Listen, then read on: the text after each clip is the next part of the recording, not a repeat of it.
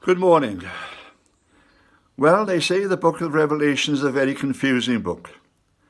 But in a sense, the confusion is created because there is different things going on at the same time. And yesterday, we were looking at the ministry of the two witnesses who were finally killed, resurrected, and taken back into heaven.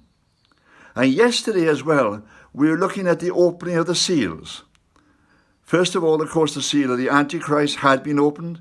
Then the second seal, where the red horse is released, where wars are released throughout the world.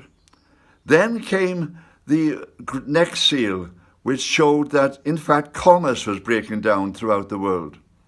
Because inflation created by the wars was suddenly sweeping throughout the world. And then the fourth seal we mentioned was in fact the release of the plague throughout the world. A quarter of the population being destroyed at this particular time. I want to stop with the seals there for a moment, because the fifth seal and the sixth and the seventh are in fact very important. But I want to turn back now to the Gospel of Matthew. In the Gospel of Matthew, Jesus gives two distinct prophecies. He prophesies about the end of Jerusalem and about how the armies will surround it and how the Christians in Jerusalem are supposed to react to that particular thing. But he also prophesies about the end of times. And in the 24th chapter of Matthew's Gospel, we find him prophesying about something called the abomination which causes desolation. The abomination that causes desolation. Now, this is something which we're going to come across now in the book of Revelation. Why was it that the Antichrist wanted the temple rebuilt in Jerusalem? It now becomes obvious.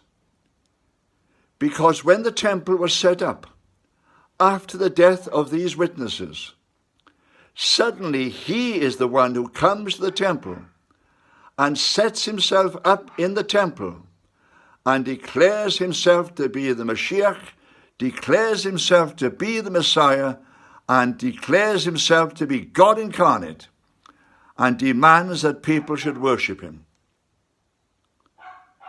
At this point, the Jews themselves rebel against him, and they try to assassinate him. In fact, they succeed. People don't realize that. They actually succeed, and they kill him. But there's two parts. There's the false prophet as well. And the false prophet calls him back into life again. And not only does he call him back into life, but the false prophet also sets up in the temple an image of the Antichrist and demands that all people should come and worship that particular image. The abomination that causes desolation that Jesus has spoken about in the Gospel of Matthew has come into being. And what Jesus says to the people, even to his own people at that time, is that when you see it happening, get out. Get out of Jerusalem. This is something you can't fight against. Get out and go to a place of safety. Where's that place of safety? Well, when the Christians had left, when Titus's armies were about to come and surround the city, they'd gone to Petra.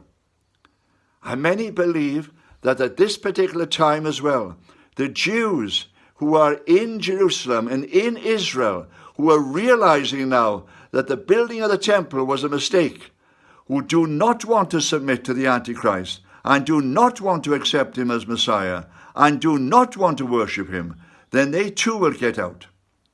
They will get out from under his control, and they too will go to Petra. And in that particular place, they will be kept safe with all Christians who will join them. There's going to be a refuge for Christians and Jews in Petra, that God is going to protect them until the end of time when Jesus comes back again. Now you'll find this, in fact, shown to you in the 12th chapter of Revelation. The 12th chapter of Revelation, John is given a vision. The vision is of a woman clothed with the sun, with stars in her hair. It represents Israel itself. And Israel is about to bring forth the Messiah. And the dragon is going to try and kill the Messiah. But when the Messiah is born, God takes him to his throne and keeps him safe. And so the enemy, this great dragon, turns against the woman, but she is given a place of safety as well, in the wilderness, where she can be kept safe until the end of time. This is a symbolic reference to these events. Israel, the Jewish people, and Christians throughout the world will seek refuge in this place, a place where they can be kept safe during the second part of this time, the Great Tribulation. Amen.